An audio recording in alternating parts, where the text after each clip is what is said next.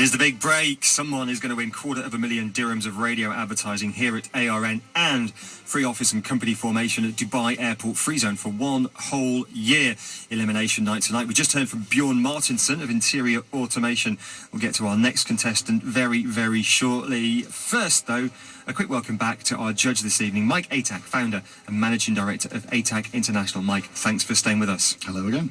Mike is here because he is a sales and presentation expert, and he's judging this set of elimination rounds because they focus to a large extent on the sales and presentation skills of our contestant. And with that, let me introduce our second contestant this evening. She is Orit Mohammed of Pinnacle Trading, or Boon Coffee as it's sometimes better known. Now, Orit actually was beaten in the first elimination round, but there were a couple of wild cards, and Orit got through with her wild card because her presentation was so impressive. Orit Mohammed then of Boon Trading, Boon Coffee, Arabica coffee beans from Ethiopia, roasted here in Dubai. Your 3 minutes to sell your coffee company starts now, and I'm going to give the first question to Mike Atack.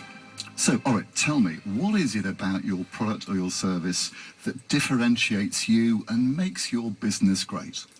Well, Boon Coffee provides single origin, organically grown, traceable coffee, 100% Arabica coffee. Coffee is not about powdered coffee in the supermarket. It's a process that we at Boon take very seriously. We select the beans from the farms and then taste each batch before we purchase them.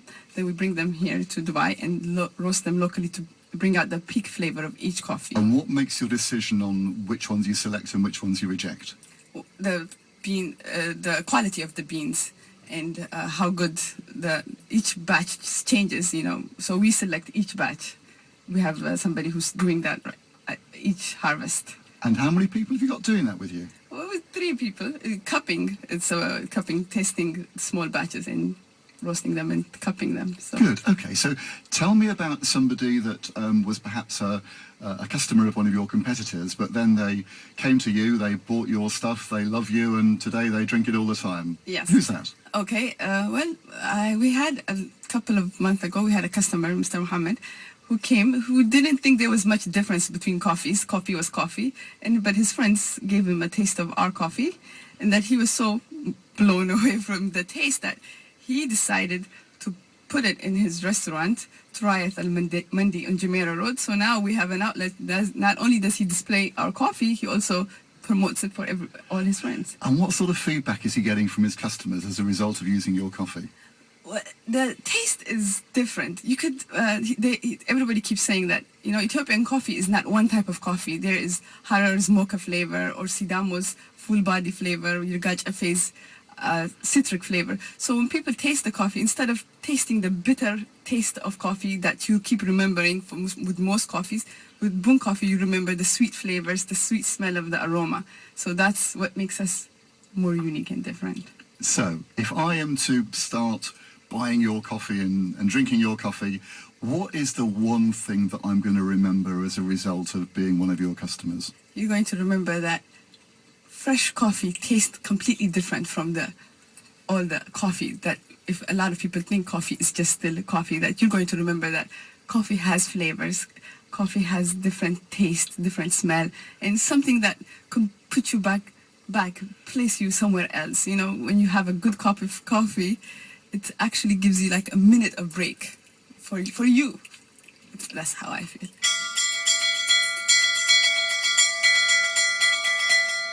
All right, Mohammed, thank you very much indeed. We're out of time on that particular task. Your second task starts now.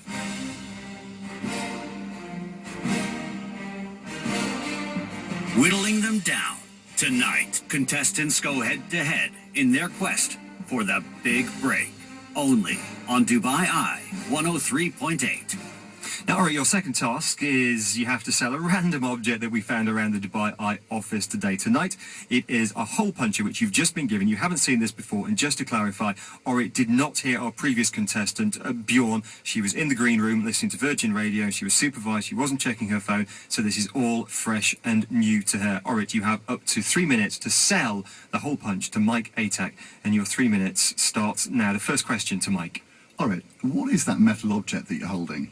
Well, this is the Kangaroo 520 hole puncher. Blue, beautiful blue color that can punch holes for your papers to be more organized.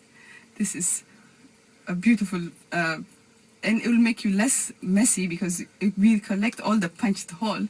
So this is something that is useful. You could change the sizes to fit even envelopes or any other objects you need to categorize in folder. And how does it work? It doesn't require a lot of strength. You can do it softly for somebody small or somebody large, and it makes you efficient and more organized. So tell me how this hole puncher has helped you in your organization and helped you to be more successful. Well, it helps me to organize because I'm always multitasking. So with this, I can quickly punch holes and organize my folders and place them at the correct place. And then, at the end of the year, all the holes we collect, we can use as a confetti for any get-together or parties. Okay, good byproduct. This is something you can share in the office, so you don't have to have, each of us have to have a single hole puncher. We can use in an office one hole puncher. And this is blue, so we will be able to see it for all of us. It's bright blue color. So if I was to buy this hole puncher from you, what value is it going to bring to me and my business? Well, it's going to add value because, one, you don't have to spend more on another hole puncher. You already have one that people can share, and that you will have an organized office where people can place their folders exactly where it needs to be at the moment. We don't have to wait. All right, thank you very much indeed. That's the end of the second task. Your third and final task starts now. Giving one company the big break they need. With thanks to Dubai Airport Free Zone, only on Dubai Eye 103.8. Your third and final task is the business general knowledge quiz. Orit, your first question is this. Who is the richest person in the world? According to the Forbes Rich List 2011, the list excludes rulers of wealthy countries and their sovereign wealth. So who is the richest person in the world, according to Forbes? It's the Mexican telecom, and his name is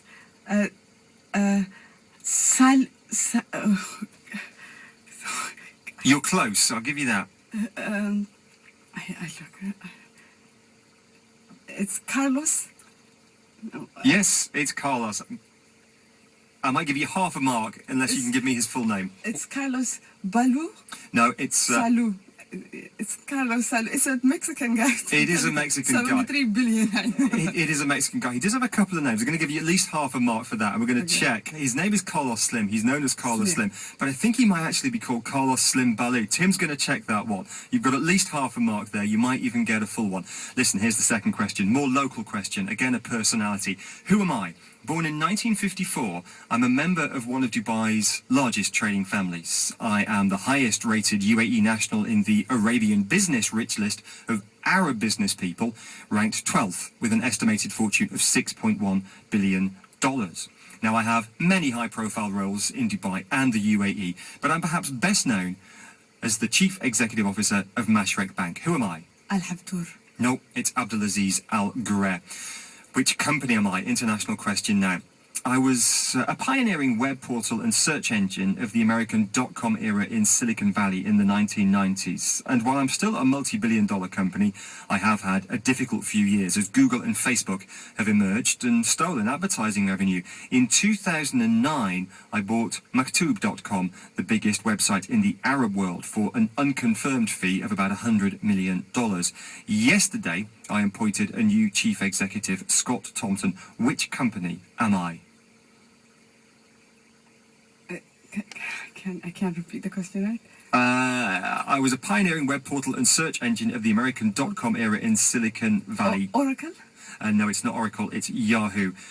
Fourth question, which UAE company, local question here, which UAE company owns the Dubai Mall, the world's biggest shopping mall by total area? Emaar Properties is correct. And finally, 5. Who is the highest earning dead celebrity in 2011 globally, according to the Forbes Rich List? I'll give you a multiple choice. It's one of these 3. Michael Jackson, Marilyn Monroe, or Elvis Presley. One of those was the highest earning dead celebrity in 2011.